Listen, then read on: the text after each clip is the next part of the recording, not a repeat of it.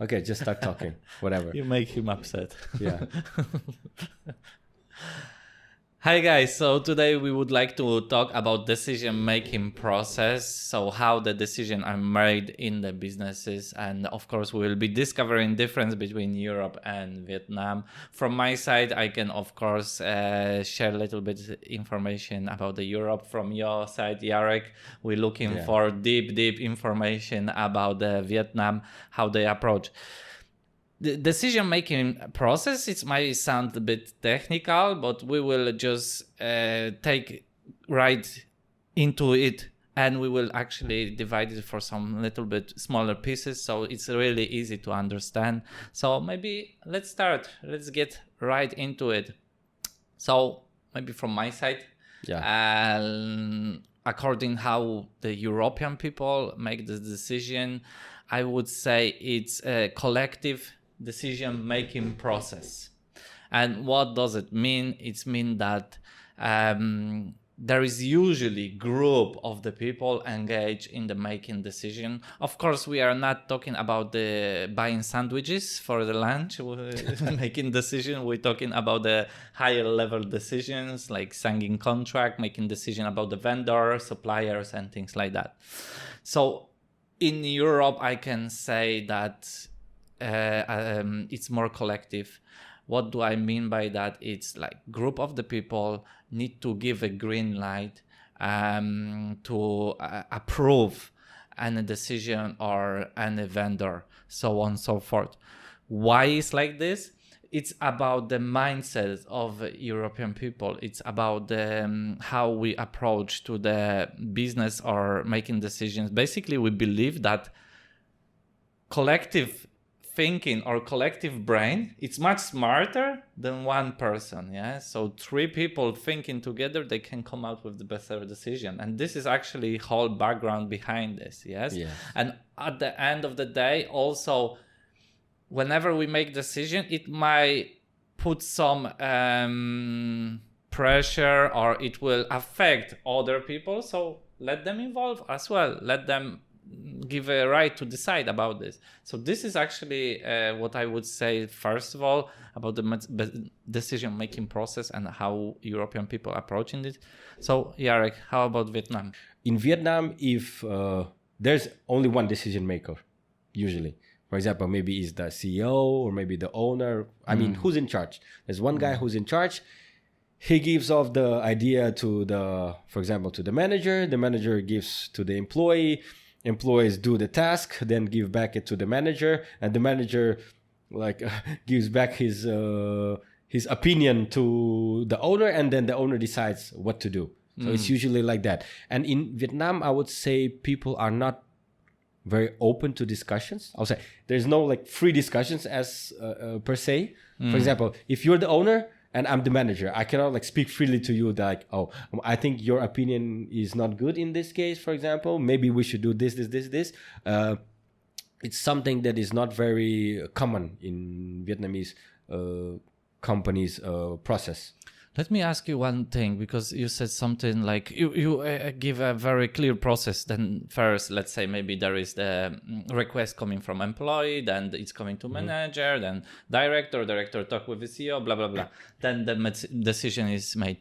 Who is taking responsibility for this? So let's say the decision was wrong and then the outcome is bad. So who is responsible for the outcome? That's another problem that I see in Vietnamese companies. Then it comes to the point that everybody start blaming everybody and not taking responsibility for themselves. So that's a very, very common thing. As a guy who's worked as a normal employee in a Vietnamese company, I know. All right. Because, for example, the manager gave the task to me, right? I don't even know what the CEO wants, but the manager gave directly the task to me. I do the task. Maybe I do it not good. And then I blame it on somebody else from the company that I've been doing this task together. He's the one to blame. And then it's like a very, very, very bad practice within the Vietnamese companies. I get this point. One more thing. I'm quite curious. So let's say CEO make decision. The decision, it has impact on the employees, manager, directors, everybody.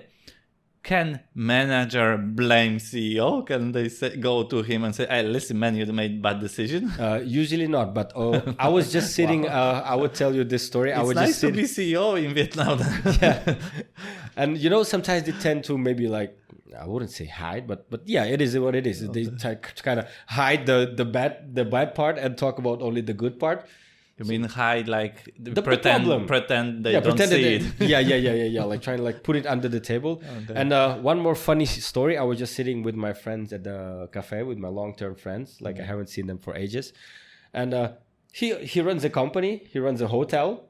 And he was today was speaking about it, that like he was like joking around. It's about like pouring the energy to another guy. Like, for example, they had a problem in their hotel, like, and nobody was taking responsibility for it. The manager was blaming on the assistant was blaming on the accountant, the kind of was blaming, I don't know, on the weather. And this type of thing was just going around the table within their meeting. And luckily he as a guy who was working in other countries as well has the expertise, and he's like putting people into responsibilities who are in charge. But you see, like, even in this type of environment, which is, I believe, is very professional and very high end, I would say, it's still the normal practice that is happening. I was working in the like kind of a 5-star service company as well, and that problems were occurring a lot. So I think, like, if we get deep into, for instance, taking responsibility, that could be actually the good subject for another podcast. yeah, it's very, I believe there is so much to talk about it. Guys, if you want to hear about this, just let us know. If you want to hear differences, how we approaching taking responsibility. But Jarek, what I want to ask you, one more thing, maybe a little bit of the today's subject, but I'm really curious about. So if nobody taking responsibility, how you improving? So there was a bad decision made. Everybody pretend they don't see it. So how can you improve, or how can you eliminate the problem? How does it work? I would say you usually live with those problems and the process of improving. I cannot say it for everybody, right? Because I haven't watched all the companies. I can see from what I see. Usually the process is a little slow. Like, it's not something that you can go to a meeting and say, oh, we have this problem, now we fix it by doing differently and everything works. It's like a long-term sickness. Sometimes you live with it, and sometimes they solve the problem okay, sometimes they solve the problem bad, but it keeps going. Okay, so next thing what I would like to get deep into, it's actually the time. How much time it's taking to make the decision. As I discussed with you before, in Europe, there need to be few party engaged in the making decisions. So it might take a little bit more time. However, it wouldn't be so long like in Japan. Yes, but usually you need to have a green light from a few stakeholders, especially those one whose the decision will have the biggest impact on. So imagine that you are selling IT services, or you're doing the team augmentation, meaning you have a developer in Vietnam and you want to augment existing team of the client. So the CEO from Vietnamese point of view, CEO might be decision maker. Yeah. However, the main decision maker will be either manager of the team where this Vietnamese engineer will join, or CTO, because from when the decision will be made, the biggest impact will be on those guys. Yes, of course, we also need to think about the financial aspect of this decision. That's why also CEO, CFO, CTO, and this is you see how I think. Yeah, we think in like the decision will be made and the impact will be on this department, on these people, and the person or department which will have the biggest impact, they will have like the biggest right of the vote. I would say I had this case so many times that CEO buy in, CTO buy in, but the manager of the team, he didn't, and the project didn't go through. Oh, yeah. So let me come back to the time. Because of this, that might take a little bit more time because you need to engage many people. However, it's usually like this. It's not that they will take time to think about this and it will take 1 month or 2 months. No, it's usually happening. You have a meeting with CEO, you have a green light. So he will invite the CFO or CTO. They join in, you have a green light. So CTO will invite the manager. Third meeting, if you have a green light, then we can go ahead. Yeah. So sometimes even you can be like shrink it into the 3 meetings. Yeah. So it wouldn't be so long. Of course, we need to also take in consideration the size of the deal and impact on the company. But generally, we need to keep in mind that there will be few stakeholders and you need to think about all of them. So it's like 360 decision-making process. Yeah. How about Vietnam? In Vietnam, what I see, usually it goes like the process is a little bit linear. So it goes from up to down and to down to up. So as I just mentioned, for example, okay, if I have a project, right? I'm the guy who's like the top guy who's responsible for everything, right? I get the project, I give the manager, I kind of don't ask his opinion. I just give it to him, and his job is to get what I say, whether he likes it or not. And of course, we're not taking every company here, but it's like what do we see on our everyday case study, I would say. So usually it's like that. So for example, I would say within the real estate, for example, I've been in that company and I see the process like that. For example, the owner gets the project from somewhere, right? He gives it to the director.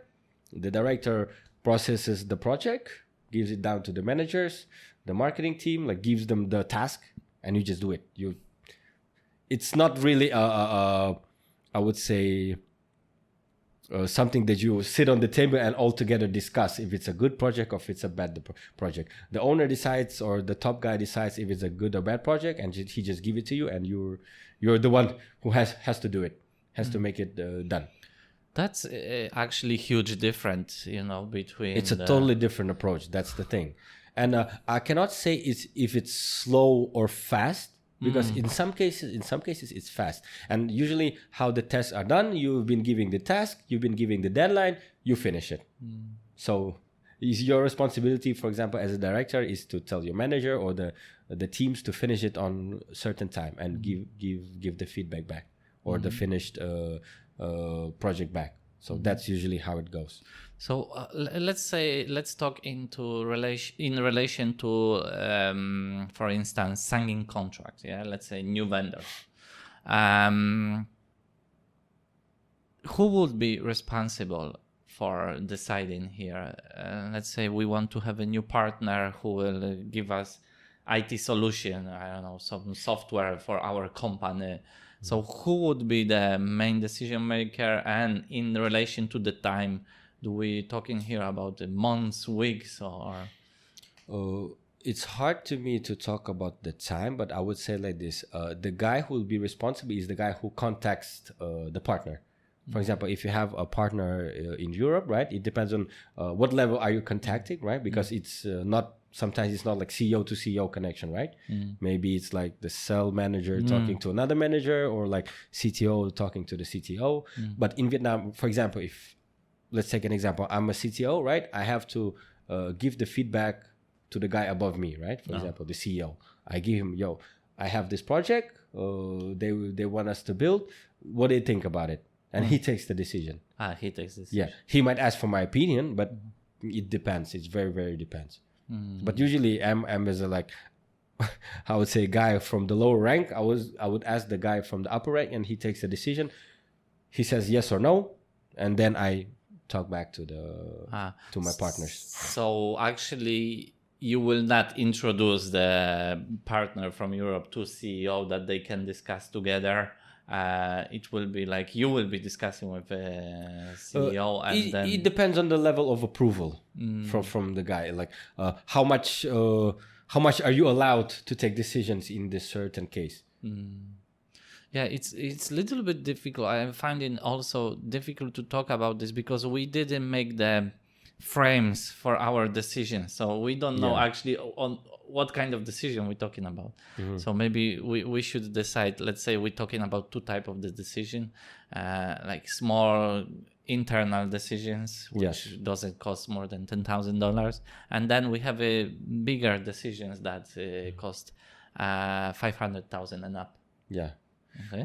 But usually, I don't know how about in Europe, but usually you have to note the top guy. If, like, for example, the CEO, he always have to be noted about, like, if there's a project, like whether if it's small or big, they have to be noted, and like at least you have to note him. If it's maybe a small project, it's like easy to how to say, to operate. Then maybe you don't need his green light, but you still have to note him.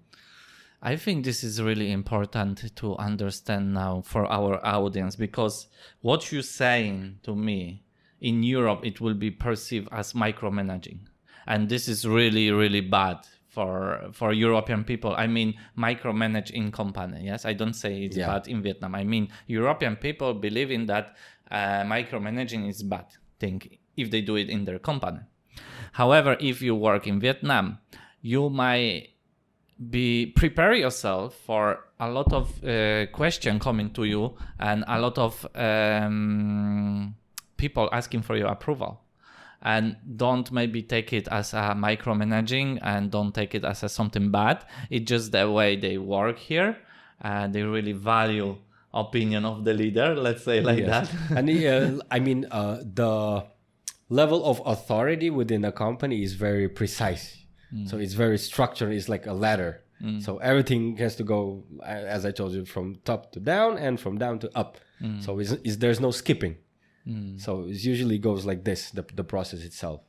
Yeah, and I can notice this in my company with my employees. So there are some employees working with me very closely, and there are some employees working with me a little bit further. Yes. But both of them report to me equally. I mean, like equally in amount of the details they report to me. I got used to it.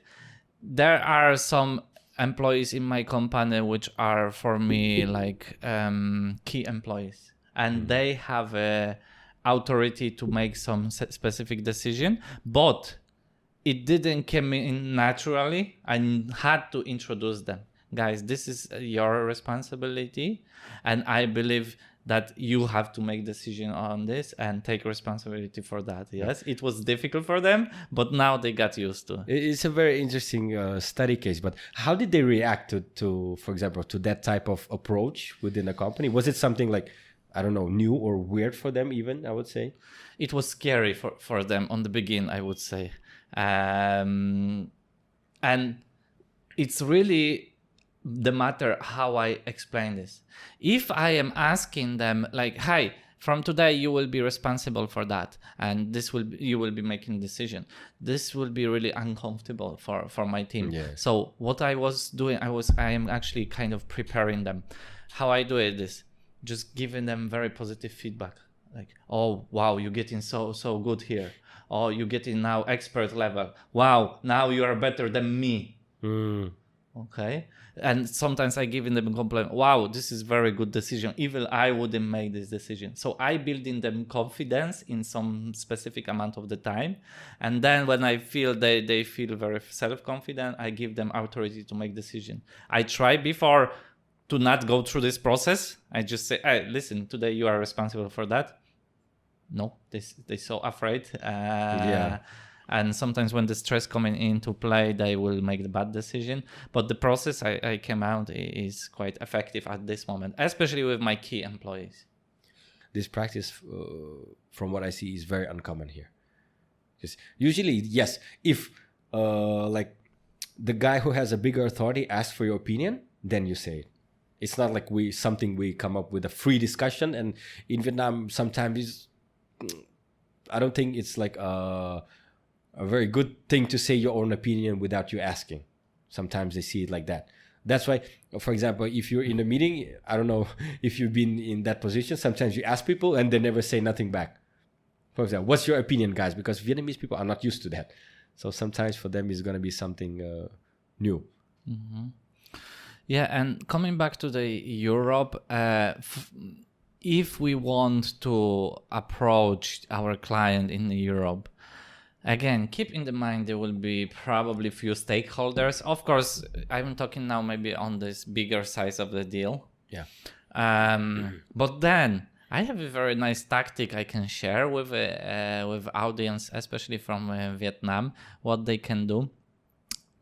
Usually when you get a meeting with European people, there will be one or maximum two decision maker, specifically according to this project on the meeting. There nearly always, there will be missing some decision maker who is very important, meaning they will not join to the meeting. It's very difficult to get like 3 key members of company to join on the meeting at the same time. So you know probably how difficult it is. So what I am doing, I am actually turning those guys into my salespeople. So how I am doing this? Because I know that they need to go and convince the other guy. Okay? So I cannot just, put this all work on them and hope that they will do the good job. Actually, it would be very naive from my side if I hope like this, because they're not professional salespeople. They don't know what kind of service I am selling. Yeah. So the first thing what I am doing, I always try and ask, is this possible to set up a meeting separately with this guy? Yeah. And they say either if yes, okay, that's easy. I can join and convince the person. But there are often case that their answer is no. So then what I need to do, I need to ask. So let's say I'm talking with Mark. Mark, tell me about the John. What is his concern about this project? Yes. Oh, yeah. And then he will tell me, John concern is about A, B, C, D.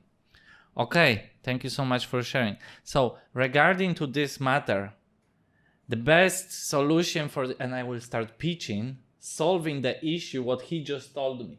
Yeah. So actually what I am giving him tool and a weapon. Whenever he meet him, he will just basically repeat what I said. Yeah, so basically you're already giving him the answer and he just needs to exactly repeat it to and on the top of that, it's worked very well because those guys, they feel very proud. I mean, when they go and meet Mark and say, listen, I had a meeting with Adam and he has this software and this is doing this A, B, C, D, D. And you mentioned me that you really care about this matter. Yeah. Whenever they say to me, okay, John care about this, I will pitch them.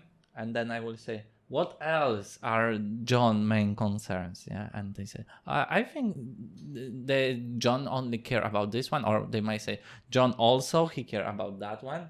And again, I just repeat the process. Pitch it again, give the man tool, and whenever he meet the John, he will just basically pass the information. So I like kind of call this tactics as I make my client my seller. Yeah. And it's actually worked quite well. And actually, you mentioning it, I see it's a very good tool because you make people who you're negotiating with actually your team, right? Like letting them know that you're on their side. So I think it's maybe a very valuable knowledge for people when negotiating. Like get the guys from the other side on your side, and they sell for you, and I think it's gonna make the negotiations a little bit easier. There is another key element to this.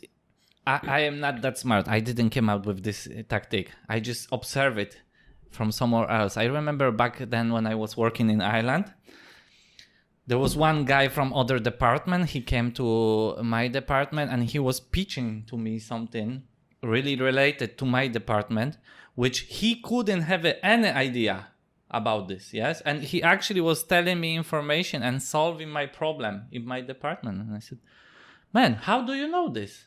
And he goes, I had the meeting with this guy from the other company and he has this solution and he told me. Mm-hmm. So basically I learned it because somebody did this on me. But the very important point was when the guy, he came to me and he was selling that, he was so proud.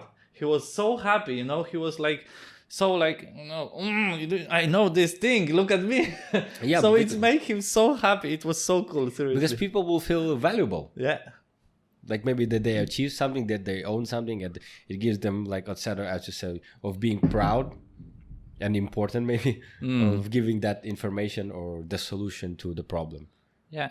And then go to the friend from another department and help him solve something. That's really nice. Yes. So in the future, I feel obligated and maybe go and help him as well. So this is my advice here, or my tool. Feel free, guys, to use it, test it. Let me know if it worked for you so well as it worked for me. The next tool I want to discuss is actually how we can use employees of the company in Europe to put the pressure on the top level of company to make decision. So I guess from what you said, this probably doesn't apply to Vietnam. It doesn't exist. But actually in the Europe, you can use bottom employees to help you to make decision with CEO. So in the Europe, the employees, like everybody are equal. We were talking about this before, yes? And the employees, they're so important. Every single employee is very important. So I have a very nice tactic. Whenever I want to go through the deal, which is quite significant, let's say 500 or 1 million up, there is a lot of stakeholders, there is a lot of decision makers. I am usually applying one tactic that's helped me winning those contracts and engaging a lot of employees on the lowest level. So what I am doing, I am getting connection with them, either it's LinkedIn or any other social media, and I am pitching them, showing them value of my product, because actually they will be end user. Yeah. And they see this value, and the goal is that to speak to as many people as possible. And then one person will go to manager and say, listen, did you hear about this software? Next day, somebody else comes. Listen, did you hear about this software? Next day, then another comes. Listen, did you hear about this software? Yeah. And then the manager will go to director. Listen, did you hear about this software that everybody talking? Yeah. And this is like kind of, from the bottom up, we can actually make the pressure. So it's like when you go fishing, you first put in the bait without hook. Yes. Yeah. So bring everybody, all fish around. Sorry for using this analogy, but I am passionate about the fishing. Just keep to my head. But then I also approaching the top level decision maker, but they are ready for me. Yes. They actually waited when I approached them. And this is much, much easier. So this is another tactic I am using. Mm-hmm. Would that work in Vietnam? I would say it's going to be a little hard. I mean, you can still do it, but it's going to be a little bit less effective. Mm-hmm. Because from my observation, in Vietnamese companies, usually it's from the CEO has to understand and has to see everything. Mm. I mean, what's going on in the company, like, as you said, micromanagement. Mm-hmm. And they don't want to be left out of some valuable information. Mm. And usually they will get very, very mad if, like, maybe the manager didn't tell the CEO something. They will be very disappointed about it. So they prefer, like, to know everything from top down and always getting the feedbacks, getting the report. Yeah, always getting always. They would prefer always getting reports from your employees and always be in I would say, total control. Mm. So they would prefer that. And of course, it depends on the company as well, and depends on their culture. Because some of the companies, maybe they had a lot of experience working with the international businesses as well. So maybe they're applying some knowledge. Because, for example, you're still the company who runs in Vietnam, but right, you're already bringing a different culture to them. And maybe later down the road, if those employees are going to be working in other companies, that's going to be a good thing. I hope, Jarek, but I was observing many companies. I am consulting at this moment many companies, and I was consulting before. I remember the case when I was consulting company, more than 1,000 employees, 1,200 employees. And as you say, the CEO was engaged in most of the decisions. He had to know about everything. But there is a question coming to my head right now. Were they taking time to micromanage all of that and run the business? How they doing this? Like, they have 24 hours the same as we do. But from what I see, the CEOs usually all they do is observe, and then like if something doesn't go according to plan, they will like kind of adapt to it and like apply their knowledge, their power, their decision to fix it on to be on the right track. So for example, if the company gets the project, right, the CEO gives it to the other guy who's in charge, and then he looks and then he observes how it's getting done, and by micromanaging they know if things are going according to plan and going on the right track. And if something goes wrong, they can like step in right away and fix it. So that's how they see the decision making and the problem solving within the Vietnamese companies. Yeah, what I can share here from my not long experience, I just living here for 7 years and working with Vietnamese people for 7 years. Maybe it's not long, but it's very deep. As I said, I am running consulting business, so I'm very deep into the companies, especially working with CEO. My contract was given green light from the CEO, of course, or even higher than CEO, because sometimes there is some hidden person behind everybody who nobody like. It's not on the front, but it's in the back and making the decisions. But it might sound scary, micromanaging, only one person making decision. Okay, it's CEO, how we get to him, like such an important person. Yeah, there is like company, 2,000 employees, how you can get to the CEO. Actually, guys, it's quite easy. I would say it's easier than in Europe, because all of the cases, like 90% of my cases, when I am consulting businesses, I have this approach that I am pitching sales manager first. And what is happening, I found this way, that they are feeling they're not the same level as me. So they right away introduce me to CEO. Yeah. And it's so easy, seriously, like much, much easier than in Europe. So I know this, like the way how I'm approaching it, it's most of the cases is working very well. So it's so easy for me, and probably you can use it if you're a European business and you want to connect with a CEO. You can also use it. You don't need to go actually directly to CEO. You can go to the lower level. And in Vietnam, people they might be afraid or shy to talk to you, and they will be very open to introduce you to the CEO. Yeah, I think it's usually easier to get to the decision maker in Vietnam, because they would usually, okay, it's not, I'm not allowed to take decision in this certain case, give it straight to the CEO. So you can actually face him, you can pitch him, and he get the decision, and then he will, how do I say, give the tasks to other people in the company. So in Europe, if I do like this, call to the business development manager and say, listen, I am doing consulting for a corporate. He will say, this is not my responsibility. I'm not person in charge. That's it. Oh, so they're not gonna like, no way, redirect you to some other guy? No way. This is not their task. This is not their job, and they will not do somebody else's job. Yeah, makes sense, but I don't think it's very beneficial for the business. That's the way it is. No, that's something new for me. Another thing what I noticed from working with a Vietnamese company, it's something actually I already mentioned before, that you need to really be careful and sensitive to find out who is the responsible for making decision, who is the top player. Because I had the case that I was sitting in front of the CEO of companies, CEO of a European expansion market, and director, and I was quite convinced. I have all of them in one places, and this is the people who will make decision. And then I got answer for them that we need to set up another meeting. They need to think over or whatever. I came next week, and there was another guy.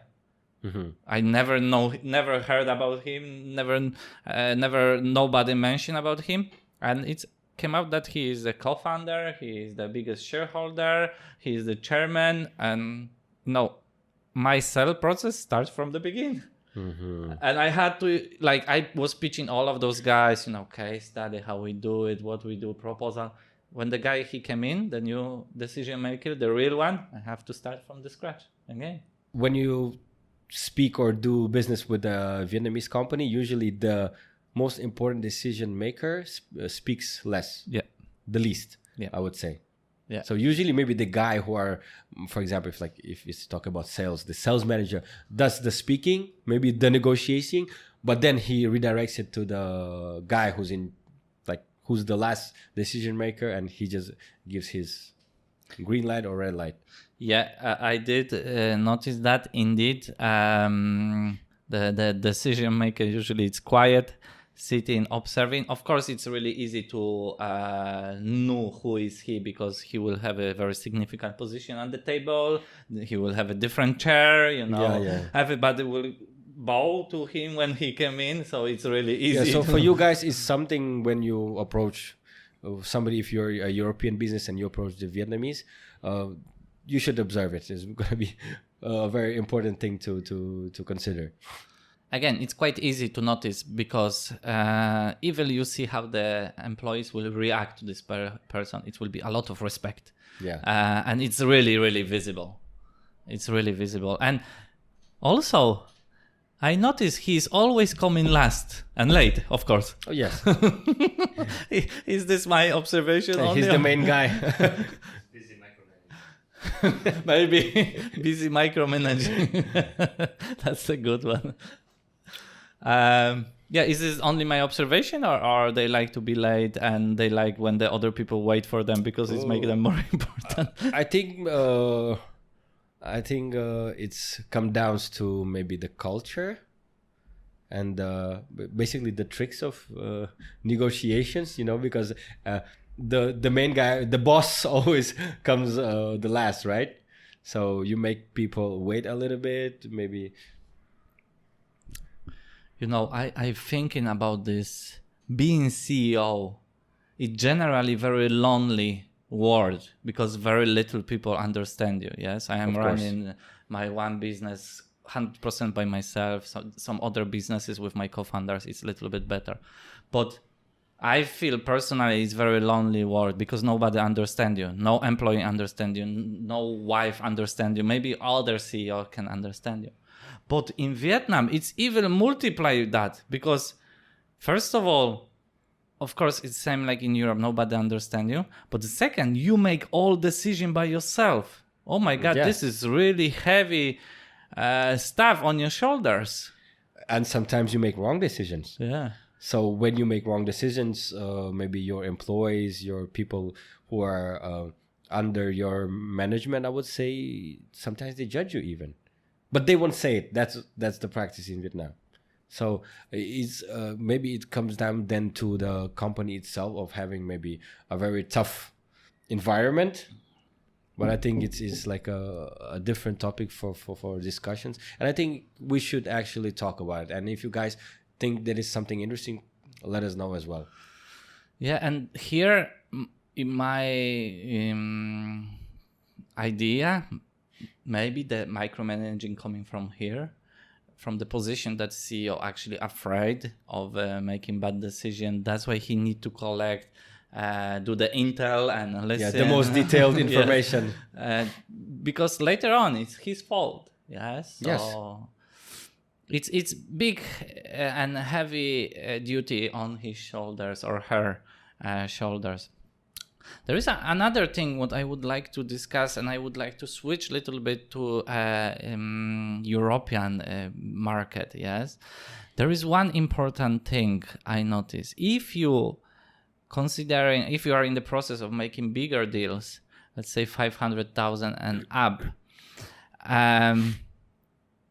for Vietnamese people or for Vietnamese owners, please invest your time to fly to the client, because this is really, really important. First of all, you can have all decision makers in one place right away because you are going to their office, so will be there. Second thing, it show respect to the European people. They showing that you are serious. Third, not many European enterprises know Vietnam very well. They don't understand what is happening in Vietnam. They might have not trust yet. So being over there, it's a good thing. And it's easier to negotiate. last time we were talking about negotiation, so sitting directly in the front of the people is easier. But I had the case in Vietnam that we were negotiating quite significant contract. It was $3 million. And my client, like I was consulting Vietnamese enterprise to work with a European client. And my Vietnamese client, they said they don't want to go to Europe because it costs too much money and too much time. And it was really, really bad idea because you could lose very big contract, and it would pay you back 1,000 times, for this ticket and time you invest. But it's really important. Eventually, I managed to convince them. Yeah, so they went there. But I am 99.9% sure if they wouldn't go there, the contract wouldn't go through. Okay. So also from ease of making decision, you can consider to go to Europe to see your client and talk directly to them. Mm-hmm. That would be quite important for them. I think it actually depends, right, of like who's trying to sell who. Mm-hmm. For example, if the European companies want to come to Vietnam, right, and collaborate or like sell the product or the services, then it should go the other way as well. So does it work like that in Vietnam? Like, let's say, because obviously I was talking that Vietnamese people, they wanted to sell their services to European clients. Yes. Maybe I should clarify this. But I'm wondering, is it the same with Vietnam? I think it is. Maybe sometimes is a gesture of respect, and it's always nicer, if the guy like gives the first move, like gives off the first move. Oh, here I am. I'm coming to your country. I made the effort to come here, so I already have good intentions, right, to do business. So I think Vietnamese people, they do appreciate it as well. Mm-hmm. So maybe it's just I would say just a common sense as like that for both sides to work on. Yeah, actually, I remember working with one Vietnamese company, and whenever I introduce some European client or maybe more vendor who's supposed to do the business here with Vietnamese people, the owner of that company, it was big corporation, he always said, Adam, ask them to come to Vietnam. Every single time. Adam, ask them to come to Vietnam. If they come to Vietnam, they're really serious. Yes.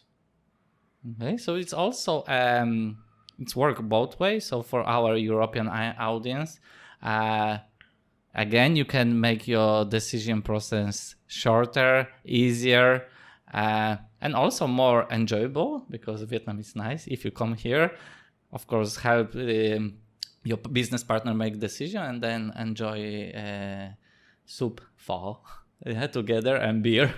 This is another important thing. Yeah.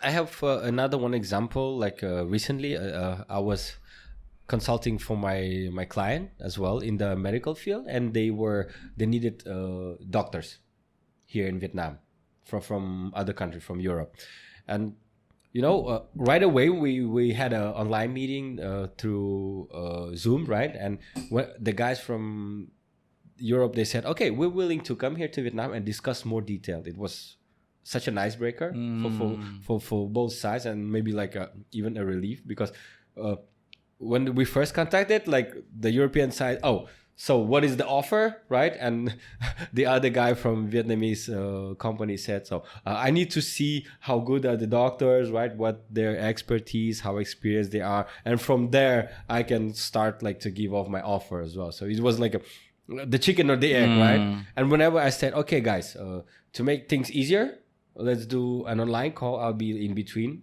because I have the relationship to both parties, right? And when the people from Europe said, oh, it's okay, we can come ourselves to Vietnam and maybe talk a little bit more specifically about the issue, and then it was such a big relief for everybody. Mm-hmm. Okay, so maybe to summarize our podcast today, our subject today, first of all, what I would say, European people, many stakeholders, many decision makers, nearly everybody same important. Yes, it doesn't matter if it's CEO or Equality, right? Yes, As you said. equality. That would be one thing. You might expect longer decision-making process, but it's not because they're asking you to wait and postpone it. It's because they need to discuss with so many stakeholders. If you manage to get all of those stakeholders in one meeting, then you can get the decision very quickly. Another, keep in the mind, if you don't manage to get any of the stakeholder, use those guys who you meet as your salespeople. Yeah. And persuade the guys who are absent. Yes, in the to meeting. persuade the other guys, yeah. But to do so, you need to give them the information they need, actually exactly word by word what they need to say to the other stakeholders. That would be very important. It's quite important to fly to Europe, also to meet the people who you're supposed to do the business with. And yeah, did I forget about something? I think it's pretty much. Yeah. How about Vietnam? How will you summarize the decision-making process?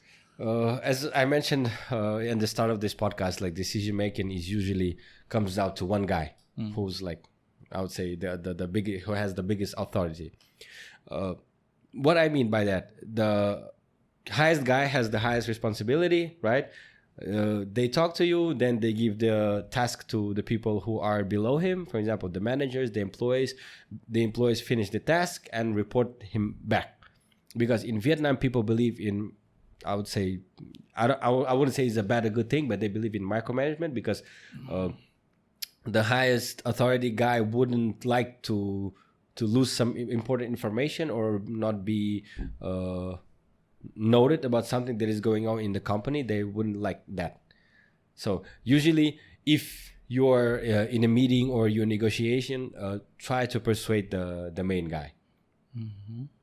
And then to find the main guy from my side, I usually go in through the lower level, and then when they see that I am in their eyes, in their perception, important, not the level they are, they will instantly introduce me to the higher level. So it's quite easy and straightforward.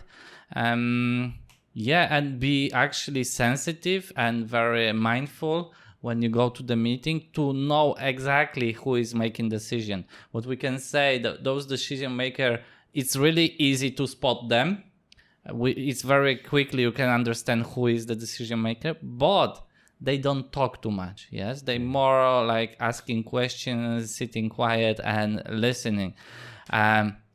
So in my opinion, it will be very important to pay respect to this person. Yes. And when we communicate something important, maybe look at this person. Yes, like this message is going to that person. Yeah? You don't want to pitch the wrong guy, I would say.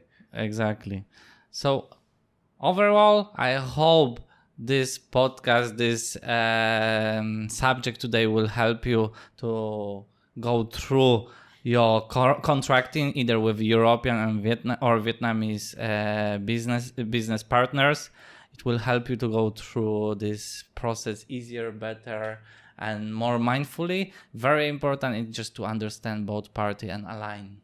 Yeah.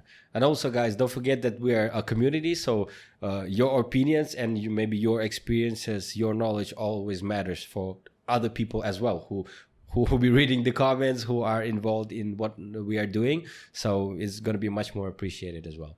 Exactly. By building this community, by creating this content, we really want to help to avoid the mistake we have made. And our cases, this is just like small part of overall what is happening. We usually very generalizing about the market, about the people, because it's from our perspective. There are 1,000 different perspectives, so we really want to hear them. Feel free to share with us your experience.